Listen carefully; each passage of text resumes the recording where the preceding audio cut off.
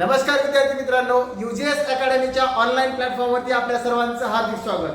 मित्रांनो, पॉलिटेक्निकला फर्स्ट इयरला आपली ऍडमिशन झाली आहे आणि यामध्ये M1 हा सब्जेक्ट आपल्याला शिकायचा आहे. कुठला बेटा? M1. फर्स्ट इयरचा फर्स्ट सेमिस्टरचा सगळ्यात अवघड सब्जेक्ट म्हणजे M1 मानला जातो. बिकॉज ऑफ लास्ट इयरला म्हणजे मागच्या वेळेसचे जे मुलं होते के स्कीमच्या अगोदरचे आय स्कीम मध्ये, त्यामध्ये आपल्याला 2 चॅप्टर नवीन ऍड होऊन आलेले जे अगोदर नव्हते आय स्कीमला, आता के स्कीमला आलेले. म्हणजे सिलेबस आपला काय झालेला आहे, थोडा लेझी झालेला आहे. ओके, आणि हा सिलेबस कव्हर करायला आपल्याला वेळ लागते. तर मित्रांनो, सुरुवातीपासून अभ्यास करत करत घ्या. मॅक्झिमम मुलं काय करतात, करू सोपं वाटते, इझी वाटते, नंतर ज्यावेळेस ट्रिग्नॉमेट्री, डेरिव्हेटिव्ह आणि ऍप्लिकेशन ऑफ डेरिव्हेटिव्ह सुरू होते का नाही, मग मुलांचे लाईन लागायला लागतात. रेग्युलर अभ्यास करणारा मुलगा 100 पैकी 100 मार्क घेते आणि जो रेग्युलर अभ्यास करणार नाही मित्रांनो, मग त्याचा पेपर निघते का नाही निघत याच्यावर सुद्धा त्याला प्रश्न निर्माण होतात. कळालं मित्रांनो? त्यामुळे आपल्याला पेपर क्लिअर करायचा आहे आणि आपल्याला पेपर क्लिअर करायचा त्यासाठी सुरुवातीपासूनच आपल्याला अभ्यास करायचा आहे बेटा. चांगल्या मार्काने पेपर क्लिअर करायचा आहे. हा आकडा जे दिसते का नाही, हा आकडा डोक्यात ठेवायचा आपल्याला. ओके, चला पहिलं चॅप्टर बघू आपण, लॉगॅरिथम. कोणतं चॅप्टर पहिलं? लॉगॅरिथम. मग या लॉगॅरिथमला आपल्याला शिकायचं असेल बेटा, तर लॉगॅरिथम म्हणजे काय हे आपल्याला पहिले समजून घ्यावं लागेल. मग लॉगॅरिथम काय आहे, तर लॉगॅरिथम आपल्याला याच्यासाठी वापरायचे, जे काही कॅल्क्युलेशन आपण करणार आहोत ते कॅल्क्युलेशन काय करायचे, आपल्याला सोपे करायचे. त्याच्यासाठी आपण काय करतो, लॉगचा वापर करत असतो मित्रांनो. म्हणजे कसं, आता पहिले आपण लॉगॅरिथम म्हणजे काय ते पहिले समजून घेऊ बाळांनो. तर बाळा आपल्याला ए आणि हा n हे काय दिले असतील, पॉझिटिव्ह रिअल नंबर दिले असतील. काय दिले असतील? पॉझिटिव्ह रिअल नंबर असतील. पॉझिटिव्ह रिअल नंबर म्हणजे काय, आकडे असतील. मग ते फ्रॅक्शनच्या फॉर्म मध्ये असू शकतात किंवा साधे असू शकतात. पॉझिटिव्ह रिअल नंबर असतील. काय असू शकतात ते? Positive real number. आणि जर आपल्याकडं n इक्वल टू a ची पॉवर x दिली असेल, काय दिलं असेल, n इक्वल टू a ची पॉवर x दिली असेल, तर हा जो वर x आपल्याला दिसते बेटा, हा जो x आपल्याला दिसते, तर या x ला काय म्हणायचं, log of n to the base a.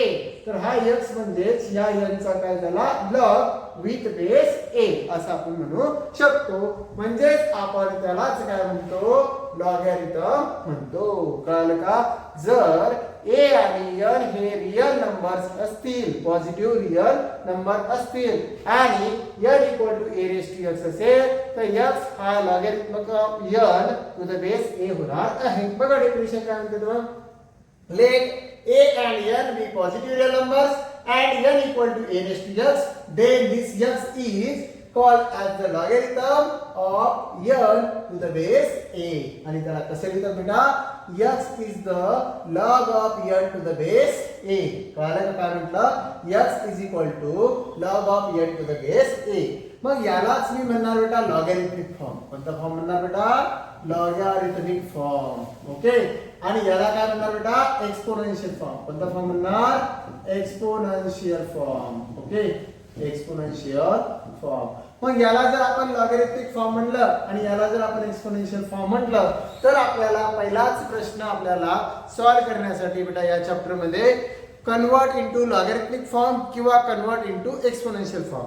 जर लॉगॅरिथमिक फॉर्म मध्ये दिला असेल तर एक्सपोनेन्शियल मध्ये कन्वर्ट करायचं आणि एक्सपोनेन्शियल मध्ये दिला असेल तर लॉगॅरिथमिक मध्ये कन्वर्ट करायचं. ते पहिलं समजून घेऊ कसं करत असतात तर. ओके, मग आता ते कसं फाइंड आउट करतात, लॉगॅरिथमिकचं एक्सपोनेन्शियलचं लॉगॅरिथमिक, ते आपल्याला जर समजून घ्यायचं असेल बेटा, तर ह्या ठिकाणी बघू आपण काय करायचे. सपोज मी तुम्हाला सांगितलं, काय सांगितलं बाळांनो, की कॅपिटल n इक्वल टू काय असतं, capital n is equal to असतं आपल्याकडं a raise to power x, ज्याला म्हटलं एक्सपोनेन्शियल फॉर्म. मग आता याचा लॉगॅरिथमिक कसं करायचा, तर काय घ्यायचा, लॉग घ्यायचा. काय घ्यायचा, लॉग. हा n जसाच्या तसा घ्यायचा, हा a बेस मध्ये घ्यायचा आणि इज इक्वल टू काय घ्यायचा, x. सोपं आहे. कळलं का? मग एक्झाम्पल घेऊन सांगतो तुम्हाला, 2 चा जर क्यूब केला तर किती येतं बघा, 8. 2 चा क्यूब किती येते, 8. मग याचं कन्वर्जन करायचं आपल्याला लॉग मध्ये. मग हा बेस 2 होता, इथे लिहायचा, राईट साइडचा 8 इथे घ्यायचा आणि क्यूब कुठे घ्यायचा, राईट साइडला इक्वल टू मध्ये. बघा हा x, बघा आता त्याला राईट साइडला घेतलं, डाव्या साइडला लॉग घेतला आणि जो इज इक्वल टू मध्ये होता इकडे 8 दाखवला आपण. म्हणजेच कसं काय केलं जर कळालं नसेल तर बघा, या n ची जागा कोणी घेतली, 8 ने, या a ची जागा कोणी घेतली, 2 ने, आणि x ची जागा कोणी घेतली, 3 ने. बस याच्यामध्ये मी किमती ठेवल्या संपला विषय. बघा लॉग जसाच्या तसा एच्या जागेवर कोण येणार 2, एच्या जागेवर कोण येणार 2, यांच्या जागेवर कोण येणार बेटा 8 आला 8 आणि ह्या एक्सच्या जागेवर कोण येणार बेटा इकडं आपल्याकडे कोण होता एक्सच्या जागेवरती 3 होता. इथे एक्स आहे इथे काय आला 3, इथं एक्स इकडे आलं लक्षात कळालं बेटा. याला म्हणतात conversion of exponential to logarithmic. Conversion of exponential to logarithmic. आणि लॉगॅरिथमिक टू एक्सपोनेन्शियल करायचं असेल तर लॉग काढून घ्यायचा 8 ला राईट साइडला लावायचं आणि क्यूब 2 च्या डोक्यावर आणायचा. क्यूब 2 च्या डोक्यावर आणा 3 बरोबर का म्हणजे 2 चा काय झाला क्यूब. ओके बेटा. आता हे झालं आपलं फॉर्म्युलाच्या बाबतीत. याच्यामध्ये आपल्याला काय बघायचं अजून इथपर्यंत बघितलं आपण. ओके लॉगचं कन्वर्जन कशामध्ये केलं आपण एक्सपोनेन्शियल मध्ये आणि एक्सपोनेन्शियलचं कन्वर्जन कशामध्ये केलं लॉगॅरिथमिक मध्ये. मी तुम्हाला एक्झाम्पल घेऊन सांगितलं बेटा. आता बघ बरं बाळा हे काहीतरी ओळखीचं दिसतंय. हा सर लॉज ऑफ इंडायसिस कुठेतरी ऐकलं होतं आम्ही. कुठं ऐकलं होतं बेटा 7th आणि 8th स्टँडर्डला. कदाचित या टायमाला काही लोक कशामध्ये असतील बस कोविडचा कार्यक्रम होता. ओके त्यात असू शकतात. मग यामध्ये आपल्याला काय करायचं बेटा a raised to m into a raised to n is equal to काय असतं a raised to m plus n. किती कोविड मध्ये आपलं काही बेसिक राहिलं असेल तर चिंता करायची नाही मी सगळ्या गोष्टी सांगणार आहे बेटा. Okay a raised to m into a raised to n असेल दोघांचा बेस सारखा आहे मल्टिप्लिकेशन करतोय आणि पॉवर काय बेटा डिफरंट जर असेल तर बेस एकदाच घ्यायचा आणि पॉवरची काय करायची ऍडिशन करायची. मल्टिप्लिकेशन असेल तर पॉवरची ऍडिशन आणि डिव्हिजन असेल तर पॉवरची काय करायची बेटा सबट्रॅक्शन करायची. पण आता यात पण 2 कंडिशन सांगितल्या. If m is greater than n, m मोठा असेल तर हे वापरायचं आणि n मोठा असेल तर हे वापरायचं. बाकी हे तर सारखंच आहे a raised to m upon a raised to n. इथं पण a raised to m upon a raised to n. If m is greater than n, m मोठा असेल तर m minus n घ्यायचं आणि जर n मोठा असेल तर 1 upon a raised to m minus n. समजलं बेटा. ओके त्यानंतर 4थ्या नंबरचा आणि 5व्या नंबरचा फॉर्म्युला दुसऱ्या पेजवर आपण पहिले 6, 7, 8 बघून घेऊ. ओके जर दोघांची पॉवर सारखी असेल तर पॉवर काय करायची सेपरेट करायची. ए आणि बी दोघांची पॉवर सेम आहे तर मग ए म्हणतो नाही मला माझी पॉवर पाहिजे मग ते म्हणतो ए रेस्ट टू एम घे बाबा तुझी तुला. मग उरलेली बी म्हणतो मी माझी घेऊन टाकतो तर बीची पॉवर सुद्धा काय होती एम होती. ओके प्रॉपर्टी काय झाली डिवाइड. ते मग डिव्हिजन मध्ये होत नसून कशामध्ये होतंय मल्टिप्लिकेशन मध्ये सुद्धा तसंच होतं. ए इंटू बी त्याची पॉवर जर एम असेल तर दोघांची पॉवर काय होते separate A raise to M into B raise to M. आलं लक्षात बेटा. आणि कुठल्याही व्हॅल्यूची पॉवर जर 0 असेल तर त्याचा आन्सर काय असतं 1 असतं बेटा. काय असतं 1 असते. आलं लक्षात. व्हिडिओला पॉज करायचं आणि नोट डाऊन करून घ्यायचं आहे. सगळे फॉर्म्युले तुम्हाला ही पीडीएफ ऍप्लिकेशन वरती सुद्धा टाकलेली आहे. UGS अकॅडमी ऍप हे डाउनलोड करायचे त्यावर सुद्धा टाकलेली आहे बेटा. ओके त्यानंतर बघा बेटा आपल्याला आता हे जे याच्यामध्ये जर कोणाला काही डाऊट असेल सर हे खरंच असे असते का 2 चा क्यूब म्हणजे काय असतं बेटा 2 into 2 into 2. मग 2 into 2 काय म्हणतो 4 आणि 4 into 2 काय येतं 8 म्हणजे याचं उत्तर काय आलं 8 आलं. सर हे तर समजलं आम्हाला पण हे तर शिकलेलो नाही आम्ही. मग हे कसं असू शकते. मग आपल्याला बाळांनो कॅल्सी यूज करायला चालते. काय यूज करायला चालते कॅल्सी यूज करायला चालते. तर ही जी कॅल्सी आहे ती कॅल्सी आपल्याला विकत घ्यावी लागते आणि ती कॅल्सी यूज करायची आणि ती कॅल्सी अशी दिसते बघा खुलजा सिलसी. ओ बापरे आली कॅल्सी. ओके मग आता कॅल्सी या ठिकाणी आली बेटा तर काय असतं अशी स्क्रीन असते. फक्त तुमच्याकडे जे कॅल्सी असते तर हा जो पार्ट आहे हा कुठं असते याच्या खाली असते. पण आमच्याकडे जागा कमी आहे म्हणून त्याला इकडून घेतला ऍडजस्ट करून. आमची कॅल्सी हॉरिझॉन्टल तुमची वर ठिकाणी. ओके आलं का लक्षात. तर या ठिकाणी काय करायचंय आपल्याला बेटा याला सॉल्व करायचंय. कुणाला लॉगला घेतला लॉग. इथे कोण होता बाबा 2. या ठिकाणी कोण होता बेटा या ठिकाणी 8 आणि उत्तरात होतं सर 3. आलं का उत्तरात काय आलं 3. समजलं का सोपं आहे.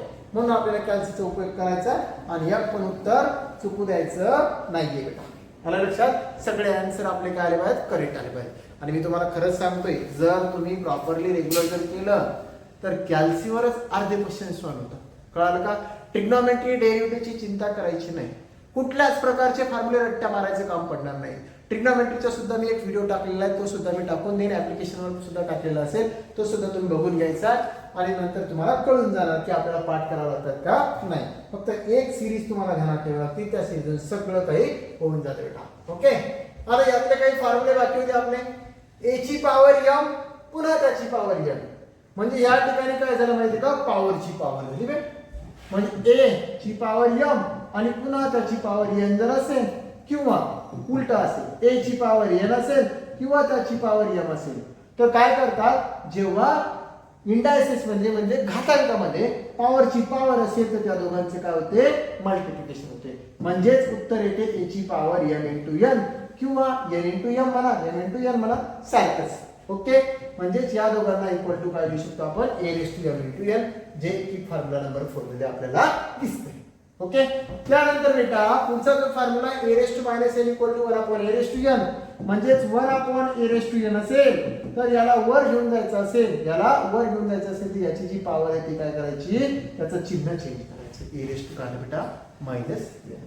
कळाला, समजलं काय बघूया हे इथं. सिमिलरली जर तुमच्याकडे आता 1 upon a raise to minus n असता तर वर गेल्यावर तो काय झाला असता, a raise to plus n झाला असता. ओके बेटा, आणि हे दोन फॉर्म्युले आहेत आपल्याला. कोणते फॉर्म्युले, दोन हे वाले. n root of a raise to m जर असेल तर a raise to m by n आपल्याला लिहावं लागते. मग फॉर एक्झाम्पल जर आपल्याला root of a raise to m असतं तर a रेस टू आपण हा m घेतला असता डिवाइड मध्ये, रूट म्हणजे काय असतं, स्क्वेअर रूट म्हणजे 2. स्क्वेअर रूट जर असेल तर काय वापरायचं, 1/2 पॉवर होत असते. म्हणजे बाळांनो अंडर रूट जर x असेल फक्त तर x ची पॉवर काय होते, 1/2 होते. पण इथं जर m असेल तर हा m या 1 ला मल्टिप्लाय मध्ये म्हणजे काय झाला, m/2 झाला. काय झालं बेटा, m/2 झाला. ओके, कळते का, एक एक फॉर्म्युला समजून घ्यायचा. आता सगळे फॉर्म्युले मी तुम्हाला एकत्र दाखवते. आता पाठ नाही झाले तरी चालतात. समोरच्या 4 लेक्चर मध्ये प्रत्येक न्यूमेरिकल मध्ये ज्या ज्या ठिकाणी या फॉर्म्युलांचा उपयोग झालेला आपण त्या ठिकाणी या फॉर्म्युलांना काय केलं बेटा, यूज केलेला आहे. प्रत्येक ठिकाणी मी तुम्हाला पुन्हा फॉर्म्युला नोट डाऊन करून दाखवलेला आहे बेटा. ओके, आता हा फॉर्म्युला आपण बघितला होता, दोघांची पॉवर सारखी असेल तर पॉवर काय करणार आपण, सेपरेट. पण कोणी असं डोक्याला हात लावला, सर इथं मायनस m आला, वर a होता पण याला b घेतला का, याच्यानुसार a raise to minus n ला 1 upon a raise to n लिहावं लागेल. म्हणजे a raise to minus m ला 1 upon a raise to m लिहावं लागेल. कळालं बेटा, म्हणजे याला जर 2 मिनिटांसाठी आपण बाजूला ठेवलं तर याला काय लिहू शकतो आपण, a raise to minus m upon b raise to minus m. हा जर खाली आणला तर काय होईल, a raise to plus m, आणि हा वर जर घेऊन गेले तर b रेस टू काय होणार, प्लस m. म्हणजे a upon b raise to minus m असेल तर b raise to m upon a raise to m काय भेटला, b raise to m upon a raise to m. समजलं बेटा, हे झाले रूल्स ऑफ इंडायसेस. हे कधी शिकलो आपण, वर्ग 7वी आणि 8वी मध्ये. ओके, आता बघा मित्रांनो, आता खरं काम आहे आपल्याला याचं, रूल्स ऑफ लॉगॅरिथम. ओके, फक्त 2 मार्काचं चॅप्टर आहे पण शिकाव खूप लागतंय, कारण की पुढे या चॅप्टरचं काम आहे बेटा. ओके, 2 मार्काचा विचार नका करू, समोरचा विचार. आता जे लॉगचं कन्वर्जन एक्सपोनेन्शियल मध्ये केलं होतं, थोडा मी व्हॅल्यू चेंज करून ते पुन्हा सांगतोय. If log a to the base small e is equal to c असेल तर हा बेस आहे, तो बेस ची पॉवर काय येणार, c, आणि हा a कुठे जाणार, इज इक्वल टू मध्ये. हे काय झालं, conversion of logarithmic to exponential. याच्यावरती जवळपास मी 8 ते 10 एक्झाम्पल घेतलेले आहेत बेटा. ओके, दुसरा फॉर्म्युला मित्रांनो, लॉग a इंटू b जर असेल तर काय म्हणतो आपण, log a plus log b. म्हणजे याला म्हणतात product rule of logarithm. Log a into b असेल तर काय घेऊ शकतो आपण, log a plus log b. किंवा मित्रांनो जर आपल्याकडं log of a into b into c जर असेल तर त्यावेळेस आपण काय घेऊ शकतो, बघा, log a plus log b plus log c असं आपण घेऊ शकतो बाळा. कळालं का? तर आता या ठिकाणी a इंटू b च्या बाबतीत तुम्हाला कळलं असेल. मग a अपॉन b जर आपल्याला दिला असेल बेटा, काय दिला असेल, log of a upon b असेल तर फक्त चिन्ह कोणतं येणार, मायनस, आणि इंटू असेल तर चिन्ह कोणतं येणार बेटा, कोणतं साइन येणार, प्लस. ओके, इंटू असेल तर काय घ्यायचं बेटा, प्लस. इंटू असेल तर प्लस, आणि डिव्हिजन असेल तर मायनस. हा फॉर्म्युला रिपीट झालेले आहेत, हे दोन फॉर्म्युले काय झाले बेटा रिपीट झालेले आहेत, त्याच्याकडे काही आपण लक्ष देऊ नाही, त्याच्याकडे काय करायचं आपल्याला काही लक्ष द्यायचं नाही. बाबू केवढा पेन मस्त ना, कळलं का गायब ये डार्कनेस आ गया, समजलं का. हे दोघं जण ते रिपीट झाले होते म्हणून त्याला काही लक्ष द्यायचं नाही. ओके बेटा. बघा आता नंतर फॉर्म्युला पुढचा कोणता आहे रे, कुठला फॉर्म्युला बेटा, तर त्याचं म्हणणं आहे जर लॉग ए ची पॉवर n असेल तर या n ला म्हणायचं लाईट डोक्यावर बसला, चल बे तुला समोर येऊन टाकतो, तर त्या n ला ते उचलते तिथून आणि लॉगच्या समोर आणून टाकते. कळलं. मग काय राहिलं n log a. काय म्हणला n log a. म्हणजेच जर माझ्याकडं log ऑफ 2 चा क्यूब असेल तर त्याला काय म्हणू शकतो, 3 कोणाच्या डोक्यावर बसला 2 चा, 2 ला आला राग, त्याला मारून असं त्याला पंच केला आणि मग 3 डायरेक्ट समोर येऊन पडला इकडं. ओके. म्हणजे काय झालं रे बघूया, 3 log 2. कळलं ना. त्याच्यामुळे कोणाच्या पण डोक्यावर बसायचं नाही. ओके. मग पुढचं हे बघूया आपल्याकडं log a to the base b असेल तर त्याला log a अपॉन काय म्हणतो आपण log b म्हणत असतो. log a to the base b असेल तर log a upon log b. याला पण आपण इमॅजिन करू log a to the base b असेल, याच्यासारखा b ची जागा कोणी घेतली, या a ने घेतली, म्हणजेच याला तुम्ही असं लिहू शकता log a upon log a. log a cancel, काय राहिलं मग 1. म्हणून log a to the base a असेल तर काय येणार 1 येणार असते का. आणि कुठल्याही log 1 ची व्हॅल्यू काय असणार आहे 0 असणार, बेस काहीही असला तरी. कळलं का. मग कोणी म्हणणार log 1 to the base 10 0, कोणी म्हणणार log 1 to the base a तरी पण. कळलं. ओके. समजलं का बाळांनो. त्यानंतर आपल्याकडे एक फॉर्म्युला आहे, याच्यावरच याच बेसिसवर डिपेंडंट आहे. log a to the base b ला म्हणजे याच log a to the base b ला याला रिव्हर्स जर लिहायचं असेल मग हा खाली आणला जाईल, म्हणजे त्याला असं लिहू शकतो 1 upon log b to the base a, उलट log b to the base a. याला चेंज ऑफ बेस म्हणतात. काय म्हणतात, चेंज ऑफ बेस म्हणतात. कळलंय का मला, याला काय म्हणतात चेंज ऑफ बेस म्हणतात. ओके. आणि शेवटचा फॉर्म्युला आहे बेटा, e च्या पॉवर मध्ये जर log असेल आणि त्याच्या समोर कुठलाही फंक्शन दिलं असेल तर is equal to e log काय होते, गायब, आणि काय राहते फंक्शन. का बरं होते ते, कारण की या लॉगच्या बेस मध्ये कोणीच नसतं, म्हणजे कोण असते e असते.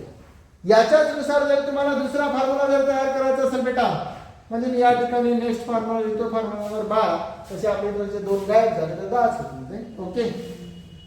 हा e च्या जागेवरती काय घेतला a, त्याच्या डोक्यावर काय घेतला log, आणि या ठिकाणी काय घेतला f of x. तर तुमचं म्हणणं असेल सर याचा f of x होईल का, मग e raised to log f of x is equal to f of x असेल.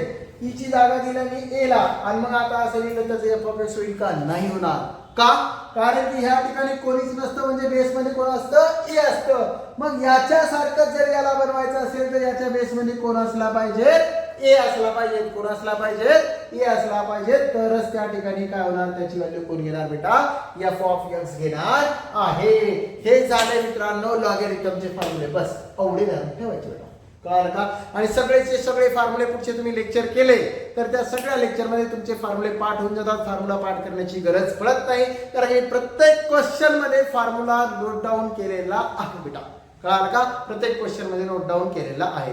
मित्रांनो, तुम्हाला आमचं लेक्चर आवडला असेल, व्हिडिओ आवडला असेल तर व्हिडिओला लाईक करा, सबस्क्राईब करा, आणि इव्हन तुमच्या मित्रांना सुद्धा शेअर करा. तुम्हाला लॉगॅरिथमचं प्रत्येक क्वेश्चन तुम्हाला सॉल्व्ह करून दिला जाईल, आणि युट्यूबवरती तुम्हाला टोटल चॅप्टर शिकायला भेटेल मित्रांनो. आणि तुम्हाला PYQ सोबत एक्स्ट्रा अजून स्टडी करायची असेल तर तुम्हाला प्ले स्टोअरला जाऊन UJS अकॅडमी ॲपला डाउनलोड करायचे, आणि ते ॲप्लिकेशन जर आपण डाउनलोड केलं मित्रांनो तर त्यावर तुम्हाला टोटल डिटेल M1 असेल, बेसिक सायन्स असेल, ज्यामध्ये बेसिक फिजिक्स, बेसिक केमिस्ट्री, आणि काही काही मुलांना कम्युनिकेशन स्किलची सुद्धा अडचण जाते, तर ते सगळेचे सगळे लेक्चर आपल्या UJS अकॅडमीच्या ॲप्लिकेशन वरती अवेलेबल आहे. कुठलाच मुलगा मुलगी शिक्षणापासून वंचित राहिला पाहिजेत नाही बेटा. ओके. सगळ्यांपर्यंत सगळे लेक्चर्स प्रोव्हाइड होतील. ओके. कळतं बेटा. लाईक करा, पुन्हा एकदा सांगतो, लाईक करा, सबस्क्राईब करा आणि शेअर करा. चला, थँक्यू.